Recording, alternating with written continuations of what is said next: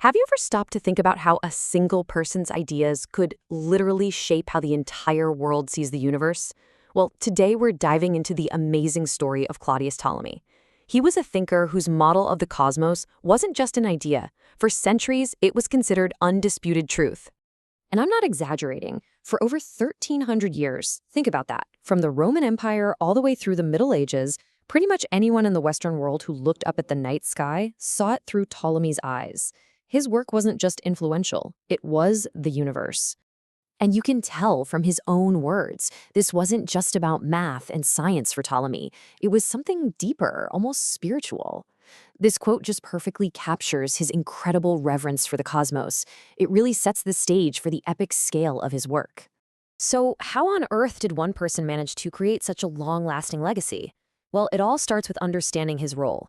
He wasn't just some lone inventor. He was a master organizer, a great compiler of all the knowledge that came before him. See, Ptolemy was working from Alexandria, which was basically the intellectual hub of the ancient world. He didn't actually invent the idea that the Earth was the center of the universe. That's the geocentric model. But what he did was take centuries of Greek astronomical thought, all these different pieces, and synthesize them into one single, comprehensive system that could actually predict where the planets would be. He was the ultimate compiler. All right, so let's get into his most famous achievement. Ptolemy set out to solve a huge, nagging problem that had just puzzled astronomers for ages. And it's something you can still see for yourself if you just track the planets in the sky night after night. It's called retrograde motion. Just imagine you're watching Mars move steadily across the sky, night after night. And then all of a sudden, it slows down, it stops, it actually moves backward for a little bit, and then it gets back on its forward path. For the ancients, this was just deeply weird. It seemed to break the whole idea of perfect heavenly circles. So how in the world did Ptolemy explain this bizarre celestial dance? His solution, his brilliant answer, was laid out in this massive 13-book work called the Almagest. And that name literally translates to the greatest. And honestly, what was inside was a work of pure geometric genius. Okay, so let's build his model together. The first piece you need is something called the deferent. Just think of this as the main track, this huge circle that's centered more or less on the Earth. This is the planet's main highway through the heavens. Simple enough, right? But here's where the real magic comes in, the epicycle. Ptolemy imagined that the planet wasn't actually riding directly on that main track. No, it was riding on a smaller wheel, the epicycle. And it was the center of that little wheel that moved along the main track, the deferent. It's like a wheel on a wheel. Now, let's put it all together.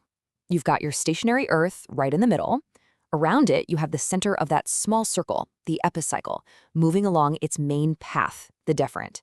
And then the planet itself is orbiting on that smaller epicycle. The combined motion of these two circles is what creates that strange backwards loop we see from Earth. It was an incredibly elegant solution. And here's the most important part. It worked. The model could predict where the planets would be with pretty stunning accuracy, which is exactly why it was so convincing for so long. And what came out of all this was this beautifully ordered, nested universe. You start at the Earth and move outwards. First the Moon, then Mercury, Venus, the Sun, Mars, Jupiter, and Saturn. And the whole thing was enclosed by this final sphere of unmoving, fixed stars. This wasn't just mathematically sound, it was philosophically satisfying. It put humanity right at the very center of a perfect, understandable creation. And you can imagine how deeply that idea resonated with both the scientific and the religious thinking of the time. But, and this is where this story gets even more fascinating, the Almagest wasn't his only masterpiece. Ptolemy wrote a companion book. So, if the Almagest explained how the heavens moved, this second book was all about what those movements actually meant for us down here on Earth. He wrote a book called the Tetrabiblos, which just means 4 books. And you have to understand, to Ptolemy, this wasn't superstition. It was the logical next step. Astronomy tells you where the planets are. Astrology tells you about their effects. For him, they were just two sides of the very same coin. And he defended it just as systematically as he did his astronomy. He basically argued, look, if the sun obviously affects the seasons and the moon clearly affects the tides, why wouldn't the other planets have their own more subtle effects? He saw it as a useful tool for, preparing the soul. And he made this really crucial point. It's not about an unchangeable fate. The stars, he said, incline, but they do not compel. And here's the key thing. Ptolemy tried to ground his astrology in the accepted science of his day. He connected it all back to Aristotelian physics, assigning qualities to each planet. So Mars was hot and dry, Venus was cool and wet, and he used this logical system to explain their influence on everything from the weather to our own personalities. So now we have these two massive texts, both born from the exact same mind. But their journeys through history, well, they could not have been more different. This really is a tale of two books and their diverging fates. What's so fascinating here is the split. For more than 1,000 years, both books traveled together. They were preserved by Islamic scholars, then translated and passed on to European ones. But then you get the break. In 1543, Copernicus comes along and challenges the Almagest's whole Earth-centered model. A century after that, Newton's physics just shatters it completely.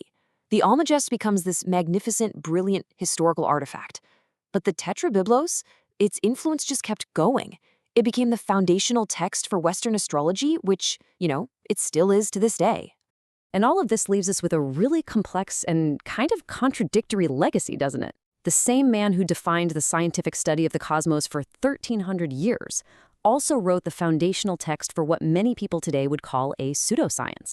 So in the end, yeah, his Earth-centered model of the universe was wrong. But he created a system that was so powerful, so mathematically rigorous, and so good at predicting what people actually saw in the sky that it stood unchallenged for over a millennium. So here's the big question.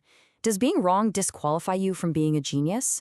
Or is the true mark of genius creating a framework that literally defines how humanity thinks for 13 centuries? That's the enduring question Ptolemy leaves us with.